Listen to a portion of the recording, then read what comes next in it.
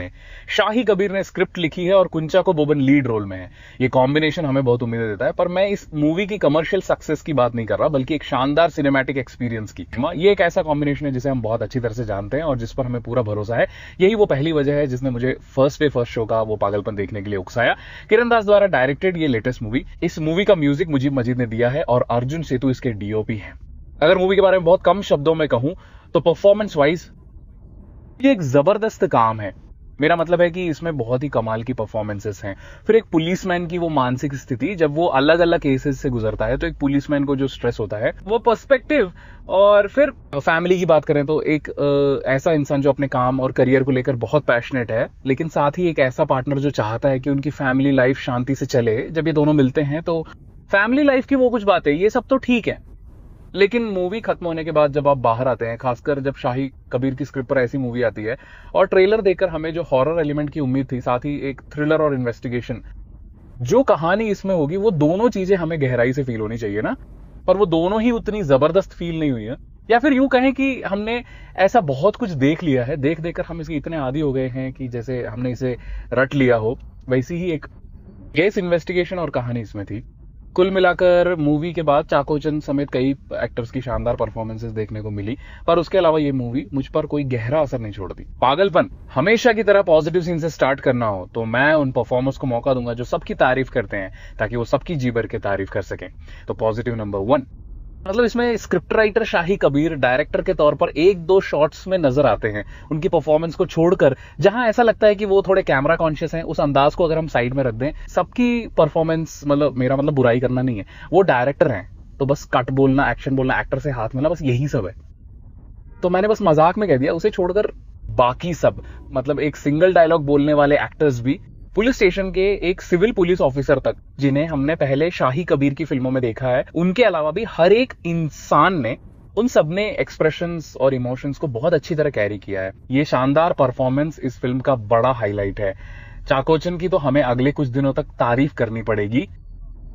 मतलब एक इंसान जिस मेंटल स्टेट से गुजर सकता है, वो भयानक मानसिक स्थिति, गिल्ट और लाइफ में स्ट्रगल, जहां वो सक्सेस नहीं हो पाया है, वो इंसान बहुत कुछ चाहता है, उसके मन में बहुत सी बातें हैं पर कुछ हो नहीं पा रहा। ऐसे में एक इंसान जिन एक्सट्रीम सिचुएशंस का सामना करता है, वो सब हम इस कैरेक्टर के जरिए देखते हैं। और वो सब एक स्टार की लिमिटेशंस के बिना एक आम सिविल पुलिसमैन अपनी लाइफ में जो फेस करता है, उसे बहुत शानदार तरीके से निभाया है। लिजो मोल ने पार्टनर्स के बीच पति पत्नी के झगड़ों को बहुत अच्छे से दिखाया है।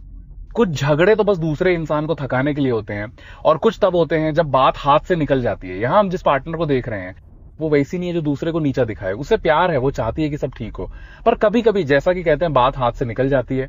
उस रेंज में, उस स्केल पर लिजो मोल ने इसे प्रॉपर तरीके से डिलीवर किया है। उनकी कन्वर्सेशंस बहुत मजेदार थी और एक्सप्रेशंस तो कमाल के थे। एक सीन है जहां वो अपने परेशान पति को हक करती है और उसे प्यार से बुलाती है मैन, वो सब क्या कहूं, वो सब बहुत ही बेहतरीन है। जब इस मूवी की ओटीटी रिलीज होगी तो बहुत से लोग इस कैरेक्टर और इनके डायलॉग से जुड़ेंगे, उनमें एक अलग ही सुकून है। वो सब चीजें मुझे लगता है बहुत सेलिब्रेट की जाएंगी। बाकी पुलिस वालों का रोल निभाने वालों ने भी सबने बहुत अच्छी परफॉर्मेंस दी है। विजुअल साइड की बात करें तो जैसी इस कहानी की जरूरत थी वैसा ही है जैसा हमने ट्रेलर में देखा था।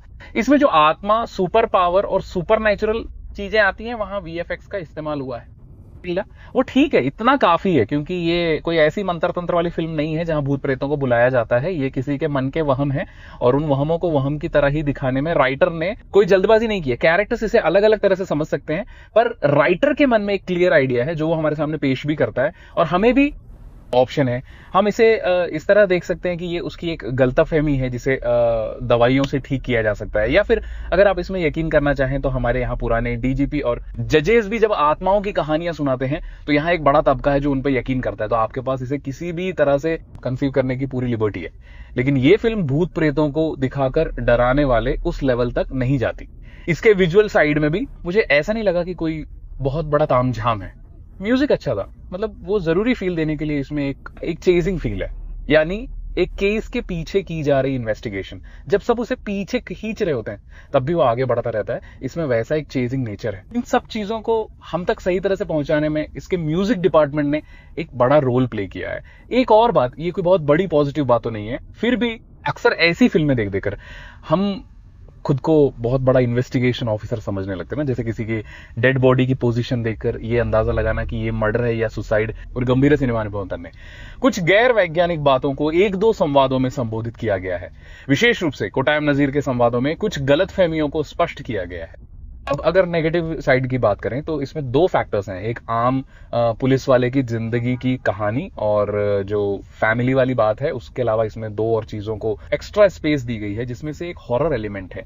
हॉरर की बात करें तो एक सोच पैदा होती है, एक डर लगता है, वो इसे फॉलो कर रहा है, उससे होने वाले झटके और डर, वैसी ही कुछ चीजें।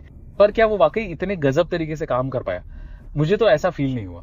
दूसरा, इसमें केस की इन्वेस्टिगेशन है, इसमें जो गुत्थी सुलझती है वो कैसे सुलझेगी, मतलब इसमें जो ट्विस्ट एंड टर्न्स हैं वो क्या होंगे, ये हमें पता चल जाता है। एक्चुअली देखा जाए तो फर्स्ट हाफ के थोड़ा बाद ही हमें सब समझ आ गया कि ये ऐसा होगा और ऐसा हुआ, इसलिए ये सब हुआ। पर वहां तक पहुंचने में बहुत टाइम लगता है, पर वो टाइम भी नहीं ले रहा है। जो चीजें दिखाई जाती हैं वो हमें कुछ बहुत बड़ी बात नहीं लगती। उसके बाद जब ये पूरी तरह सामने आता है तब भी ये वही है जो हम कई बार देख चुके हैं। मतलब मुझे ये पूछने का मन हुआ कि क्या इसके लिए शाही कबीर की जरूरत थी? अब शाही कबीर की स्क्रिप्ट में जो केसेस और मर्डर्स होते हैं और उनकी गुत्थी सुलझने का तरीका, वो तो अलग ही लेवल का होता था। ये तो एक साधारण स्क्रिप्ट राइटर की अपनी कल्पनाओं से बनाई गई कहानी से ज्यादा इसमें कुछ खास नहीं था। यहां तक कि जब केस की गुत्थी सुलझती है तब भी हमें कोई थ्रिल फील नहीं होता, इन्वेस्टिगेशन के दौरान भी थ्रिल नहीं मिलता, सबूत मिलने पर भी कुछ नहीं लगता। जब वो कहते हैं देखो ये है असली बात, तब भी लगता है अच्छा ऐसा है क्या, वैसा ही कुछ फील आता है। कुल मिलाकर इसमें वो बात नहीं है जो हमें बांधे रखे, बस कहानी चलती रहती है, बोर होकर उठ जाने का मन तो नहीं करता। स्पेशली जब इनकी फैमिली वाली चीजें दिखाई जाती हैं तब हम अच्छी परफॉर्मेंस देख रहे होते हैं। नहीं, उस एक चीज की वजह से दिस इज ओके, लेकिन उससे आगे एक अच्छी केस इन्वेस्टिगेशन वाली फिल्म देखना, या फिर जैसा कि कहा गया है किसी आत्मा का आना और वैसी चीजें देखना हो, तो ये बताए गए एलिमेंट्स कुछ खास वर्क नहीं कर पाए हैं चाकोचन के लिए। खुशी की बात है, लिजो मोल को गर्व होना चाहिए, इसमें अपनी परफॉर्मेंस पर गर्व कर सकते हैं। पुलिस वाले कितना स्ट्रेस झेलते हैं उसका एक हद तक चित्रण फिल्म में है। उसके अलावा ये फिल्म कुछ खास, दीदी ने मुझे कुछ नहीं दिया ये कहकर मैं वीडियो खत्म कर रहा हूं, लेकिन ये सब मेरा पर्सनल ओपिनियन है। फिल्म हर किसी के लिए डिफरेंट होती है। शायद थिएटर में देखने के बाद आपको ये एक शानदार फिल्म, एक वर्ल्ड क्लास फिल्म लगे। हो सकता है कि आपको ये मेरे बताए गए अनुभव से भी बुरा लगा हो। तो अपने कीमती सुझाव कमेंट बॉक्स में जरूर लिखें। बहुत से लोग कमेंट बॉक्स पढ़कर ही डिसाइड करते हैं कि फिल्म देखने जाना है या नहीं, उनके लिए बहुत बड़ी हेल्प होगी। तो thank you so much for watching this video. अगर वीडियो पसंद आए तो लाइक, कमेंट और शेयर करें। सब्सक्राइब और हाइप करने के बारे में भी सोचें।